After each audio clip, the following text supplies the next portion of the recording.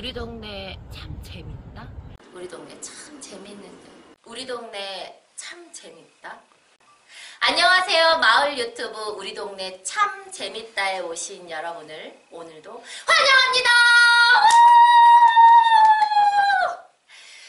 마을 유튜브 우리 동네 참 재밌다는 한강 신도시에 위치한 무지개 교회에서 시작하는 마을 유튜브 방송입니다. 오늘 그 세 번째 이야기를 시작하겠습니다. 오늘은 특별히 김포시 시의원 김계순 의원님을 모시고 이야기 나눠보려고 합니다. 기대돼 기대돼 기대돼! 함께 이야기 나누려 가보시겠습니다.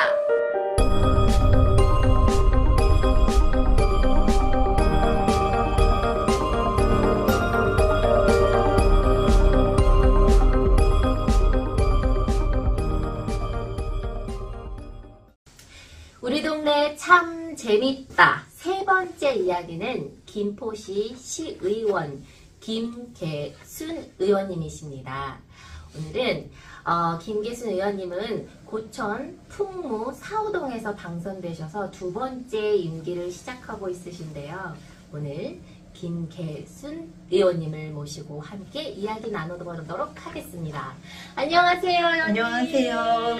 너무나 반갑습니다. 반갑습니다. 너무 젊으셔서 깜짝 놀랐어요. 어우, 감사합니다. 힘이 막 느껴집니다. 힘만 셉니다. 네. 소개 부탁드립니다. 네. 우리 동네 참 재밌다 유튜브 시청자 여러분 반갑습니다. 김포시의회 도시환경위원장 김계순입니다. 반갑습니다. 감사합니다. 김포시의회가 어떤 일을 하는 곳이고 시의원은 어떤 일을 하는지 모르시는 분들이 많으실 것 같아요. 한번 알려주시겠어요? 네, 저희 우정활동 하다 보면 그런 질문을 상당히 많이 받습니다.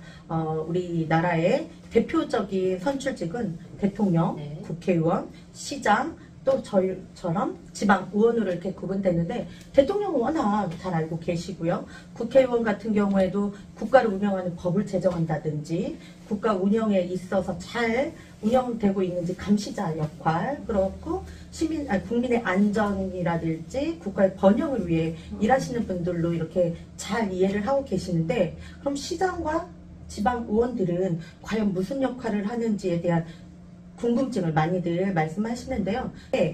시장은 시행정 업무를 집행과 결과에 대한 책임을 지는, 그러니까 집행 기능의 역할이 강한, 그리고 공무원들이 좀 더 적극적인 행정 업무를 할 수 있도록 관리자성에서 행정 중심에 대한 의무를 하고 있는 거고요. 저희처럼 지방 의원들은 지방자치 시대에 시 집행부가 잘 운영될 수 있도록 시민의 의견이 반영될 수 있는 시민의 대의기관이고, 또 시 예산이 잘 쓰여지도록 예산 결산을 하는 또 의결기관이고, 그리고 또 시의 행정이 잘 운영되어 있는지 행정을 감시하고 시정 조치할 수 있는 감사 기능이고, 이게 가장 중요한 시민의 삶을 지원할 수 있는 근거를 만드는 조례를 발의할 수 있는 입법기관.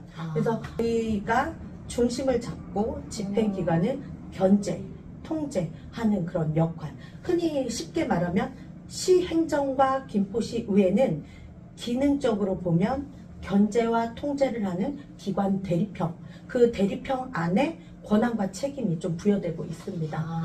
뭔가 의원하면 멀게 높게만 느껴졌는데 들어보니까 어려운 말들이 많은 것 같지만 시민들과 가장 가까운 곳에 계신 분이구나. 네, 저희는 시민의 대기관입니다. 네, 감사합니다. 김계순 의원님은 지금 두 번째 임기를 하고 계신 걸로 알고 계신데 그동안 시의원으로서 어떤 일을 하셨고 앞으로 어떤 계획이 있으신지도 궁금해요. 네. 김포 시민들께서 응원해 주신 덕분에 다시 시의원으로서 일할 수 있고 일할 수 있는 기회를 주신 것만으로도 참 영광스럽게 생각하고 있고요.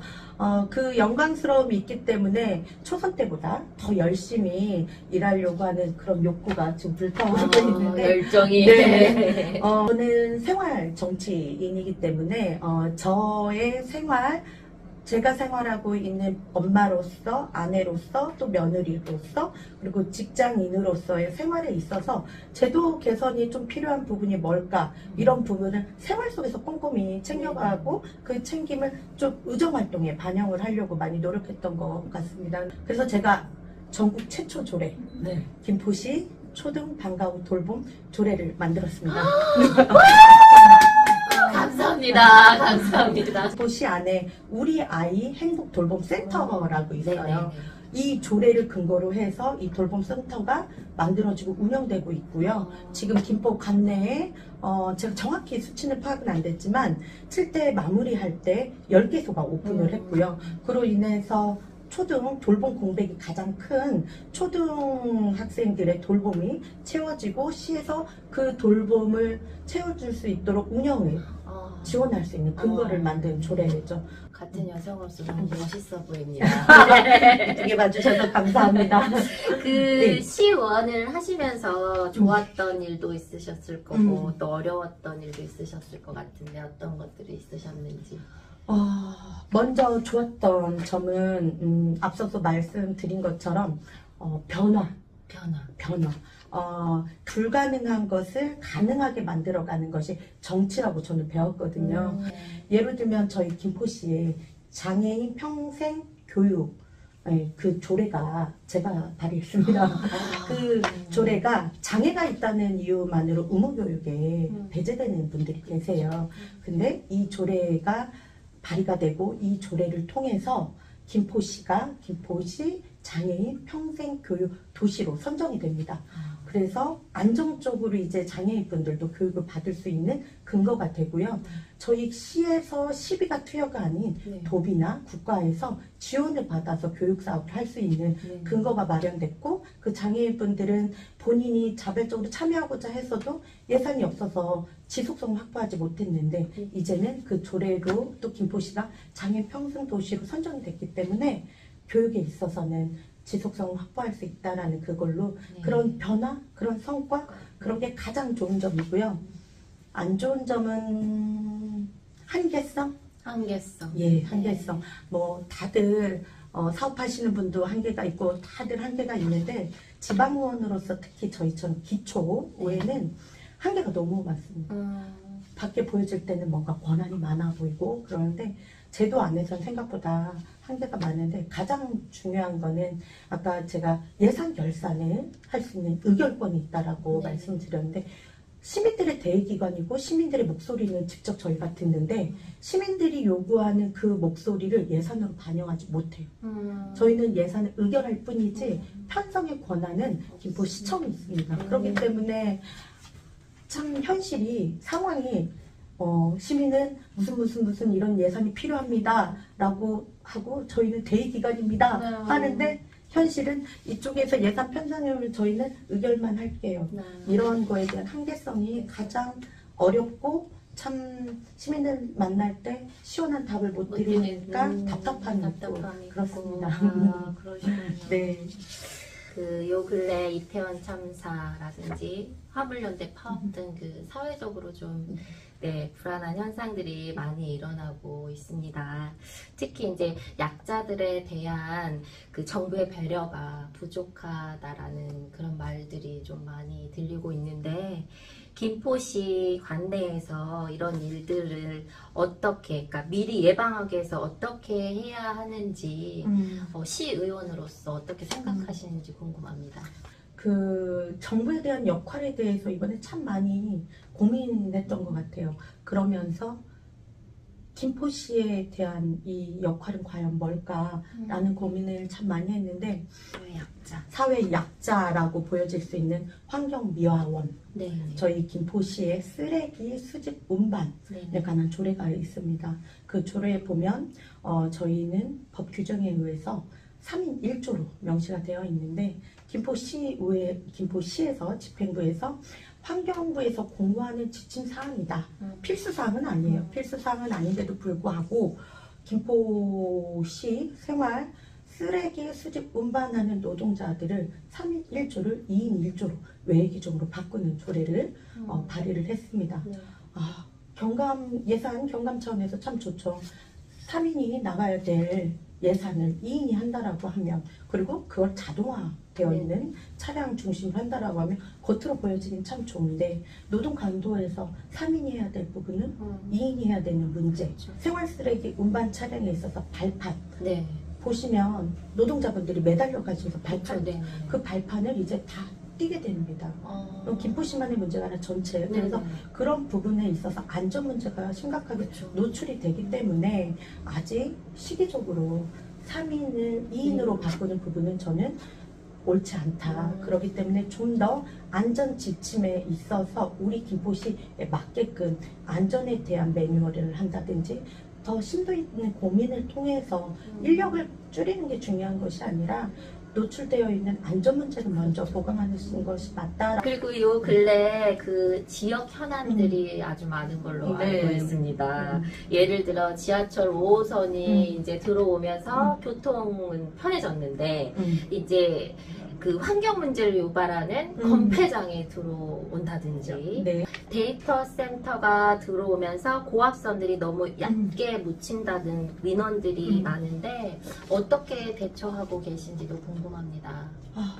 그동안 김포시에 완성되지 못했던 도시 개발 문제가 확연하게 뭔가 해소를 해줄 것만 같고, 그런 기대심과 행복감이 있는가 반면에, 한편으로는 아까 말씀하신 것처럼 환경이라는 것이 한번 파괴되거나 한번 손상되면 복구 비용이라든지, 그리고 건강의 노출 빈도라든지 이런 것들에 있어서 우려와 걱정을 많이 하시는 시민들이 많고요. 사실 안타까운 게 우리 시장님이 저하고 당은 달라요. 당은 다른데 김포시 발전을 위해서, 그리고 수건 사업을 풀려고 동분서주 하시고 막 바쁘게 움직이시는 거 정말 눈으로 보여지고 있고요. 그런 부분에 있어서 시민 한 사람으로서, 그리고 시의원으로서 격려해드리고 싶어요. 근데 소통을 강조하시는데 이 부분에 있어서 어느 것도 제가 아는 내용이 없어요. 현재 김포시로 이전하겠다고 하는 서울 방화동에 있는 건폐장 같은 경우에는 서울시에서 생산되고 있는 폐기물 50% 이상이 처리되고 있는 거거든요. 김포 시민 입장에서 얼마나 황당해요. 황당하고 어처구니 없고, 또 아무리 고도화된 현대 기술을 한다 하더라도 거기서 나오는 보여지지 않는 건강, 그것도 안전, 이런 우려사항이 염려가 있는 거죠. 그렇기 때문에 저는 행정 집행에 있어서 먼저 선행은 소통이라고 생각을 해요. 센터도 그렇고 소각장도 그렇고 건폐장도 그렇습니다. 비선도 시설일수록 시민들한테 이 우려하고 있는 부분에 있어서 더 정보를 현대화 어느 정도 고도화가 되어 있고 환경 문제에 어느 정도에 염려할 필요가 없는지 정확한 정보 전달하는 그런 소통이 필요한데, 그런 소통이 많이 부재하고, 그래도 그렇다 하더라도 시민들이 오는 가장 피해를 접해야 되는 주민들한테 줄 수 있는 인센티브는 어느 것이 있는지 그런 설명들이 좀 필요한데, 우리는 올 것이다 라는 거 외에는 어떠한 내용이 없다라는 거죠. 그래서 그런 부분이 좀 많이 안타깝고요. 그리고 소통 부탁드립니다. 소통 부탁드립니다. 끝으로 김포시가 발전하기 위해서 어떤 방법으로 시민운동이 일어났으면 좋겠는지. 네. 서두에 제가 말씀드린 대로 우리나라는 지방자치시대를 실현하고 있는 나라잖아요.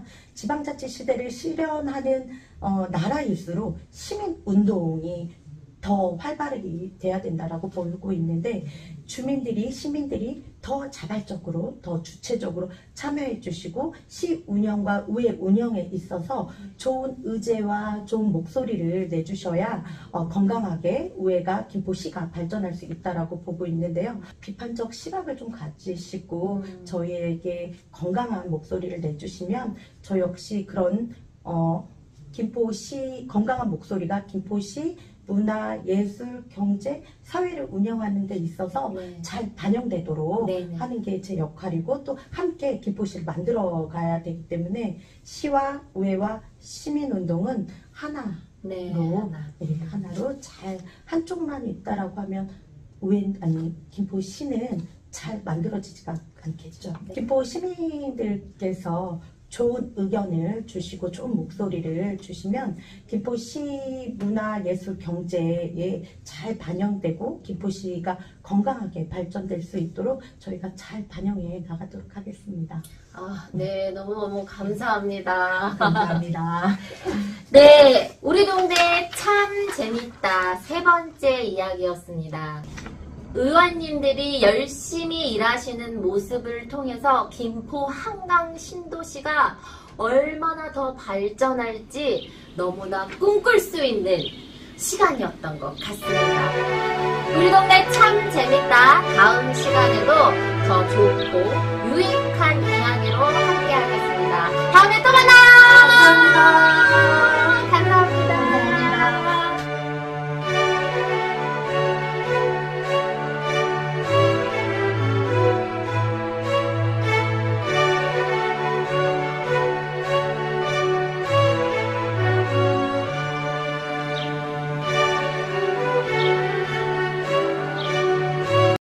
우리 삶에서 예수님의 부활이란 과거의 이야기 아니야? 신화적 이야기 아니야? 오늘과는 굉장히 동떨어진 초자연적인 이야기 아니야? 라고 우리는 이야기할 수 있죠. 사실 그렇습니다. 우리는 학문이 발달함으로 말미암아 신화, 역사, 문학 그런 것들로 성경이 다 이루어졌다고 많은 사람들이 이야기하고 있기 때문에 그렇습니다. 그 당시 기독교는 로마로부터 굉장히 큰 핍박을 받고 있는 종교였습니다. 그럼에도 불구하고 로마가 파견한 총독, 이 총독 자리를 걸고서라도 이 사람은 예수님의 제자가 되는 길을 택했습니다.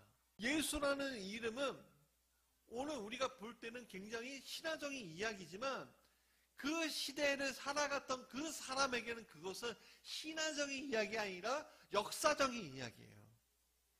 예수님의 부활 사건이 거짓이었다면, 예수님의 부활이 빈무덤이 아니었다면, 예수님의 생존조차 거짓이었다면 어떻게 제자들의 죽음을 설명할 수 있겠습니까? 그분에 대한 믿음은 유럽이란 틀을 깨고 계속 전진해서 지금은 고대 기독교 역사의 수많은 사람들 중에 수를 더한다고 할지라도 비교할 수 없는 인구의 사람들이 예수님을 믿고 있다는 사실 여러분 잊지 마십시오. 세계적으로, 과학적으로 이야기하면 여러분 전 세계적으로 얼마가 예수님을 믿고 있는지 아십니까? 25억 명이에요. 2050년도에는 33억이 될 거라고 합니다. 이러한 인구는 예수님 시대부터 19세기까지 예수님 믿었던 인구들의 합보다 더 많은 수의 사람들이 예수님을 믿고 있다는 증거입니다. 이 계속 전진하는 이유가 뭘까요? 땅끝까지 복음을 전해서 한 인류라도 한 명의 사람이라도 구원하기 위한 하나님의 강력한 의지가 반영된 것이 아닐까요? 예수님의 명령은 아직도 멈출 예정이 없으십니다. 소돔과 고모라에서 롯과 그의 두 자녀를 빼내어 오듯이 아직도 하나님을 모르고 예수 그리스도의 부활을 모르는 이들을 위한 구원의 행진은 아직 멈추지 않았다는 겁니다. 전통적인 교회는 문을 닫는데 놀랍게도 새로 들어온 이민자들을 통해서 교회가 다시 시작되고 있는 겁니다. 오늘 서구사회는 기독교가 죽었어 라고 말하고 있지만 사실은 새로운 불꽃이 일어나고 있어가 맞는 겁니다. 누구로부터 시작되리? 나로부터 시작되리라는 말씀을 찾으십시오.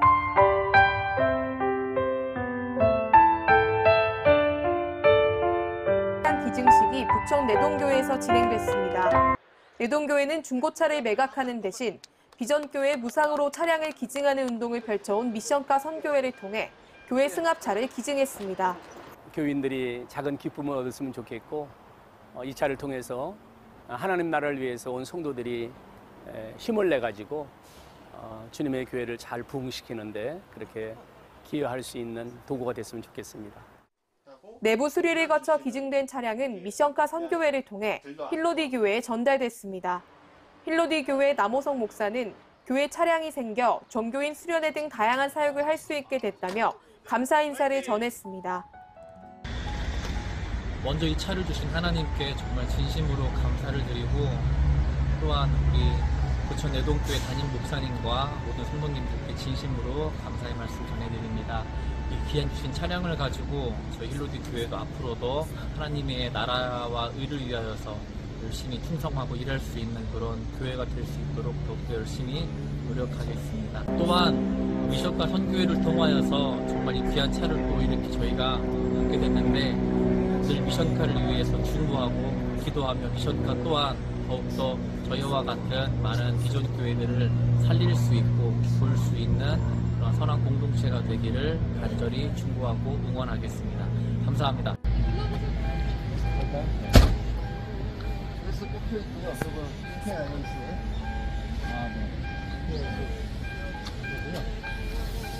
뭐 이렇게 열리고 이렇게 상관없이 큰 상태에서도 또 이렇게 열리고.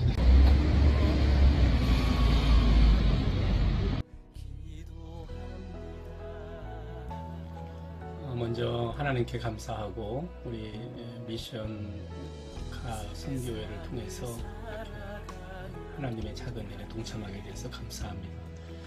제가 처음에 목회했을 때 가니까 선교하고 전도하는데 아무 도구가 없더라고. 이동수단이 없어요. 그래서 간절히 기도했더니 서울서 50cc 오토바이를 누가 하나 트럭에다 싣고 내려왔더라고요. 그래서 오토바이 타고 논길, 갓길 다니면서 전도하다가 기아에서 최신으로 나온 차를 사진을 이제 가게선에 붙여놓고 정말 간절히 기도했어요. 그랬더니 어느 교회에서 폐차 직전에 있는 봉고차를 100만 원 주고 가져가래요. 그래서 이 차가 겨울은 막 얼마나 추운지 담요를 뒤집어 써야 되고 여름에는 먼지가 들어가지고 또 담요 또 뒤집어 써야 되는 거예요. 그런 차를 받아왔어요. 근데 갑자기 그 생각이 나는 거예요. 그래서 그것도 참 감사하고 고마웠는데 그래, 우리 차는 그보다는 낫지. 그러나 역시 또 우리가 사용하는 차를 드린다는 게 너무 죄송하고 미안한 마음이 컸죠, 사실은. 그럼에도 불구하고 우리가 이거 팔아서 명품 챙기는 것보다 내가 그런 경험을 하고 나면 정말 절실히 필요한 교회에 이 차를 드리면 잘 쓸 수 있겠다. 그래서 우리 선교 사업을 하시는 일인데 작은 일이지만 협조해야 되겠다 그런 마음이 있어서 자연스럽게 결정이 됐습니다. 감사합니다. 새 차 드리지 못해서 죄송합니다.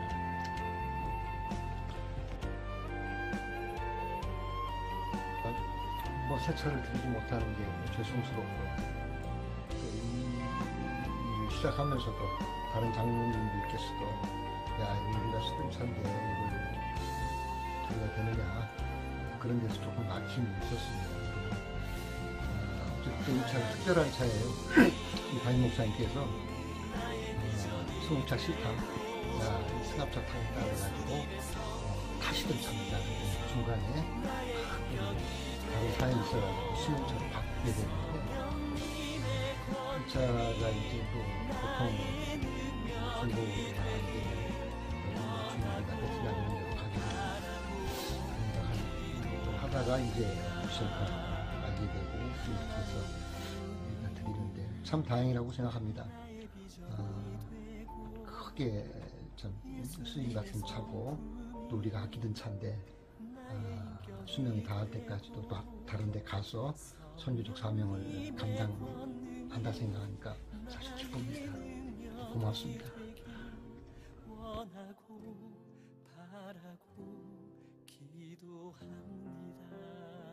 안녕하세요. 미션카 선교회 대표 이주헌 목사입니다. 드디어 미션카 25호차가 부천 내동교회에서 인천 계양구에 있는 실로디 교회로 가게 되었습니다. 이전 미션카 선교회는 하나님께서 역사하시는 일들을 하고 있습니다. 미션카 선교회 5가지 비전이 있습니다.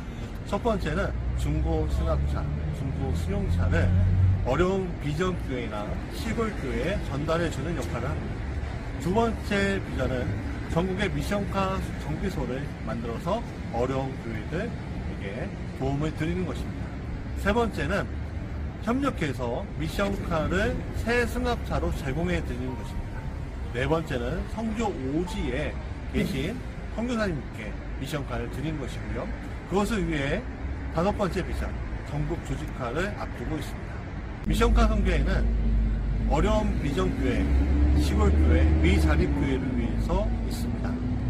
여기 미션카 선교회 카페에 들어오셔서 가입해 주시고 사연을 올려주세요. 여러분들에게 미션카가 전달될 것입니다. 미션카 선교회를 후원해 주십시오. 여러분들의 후원과 선물이 선교의 발을 통해서 더 하나님 나라를 확장시키는 데 사용될 것입니다. 미션과 선교회와 같이 하나님 나라를 같이 이루어 가셨으면 좋겠습니다. 감사합니다. 기도하고 낙심하지 말 것을 주께서 참 소망이 되시니라. 하나님의 꿈이 나의 비전이 되고 예수님의 성품이 나의 인격이 되고 성령님의 권능이 나의 능력이 되길 원하고 바라고 기도합니다.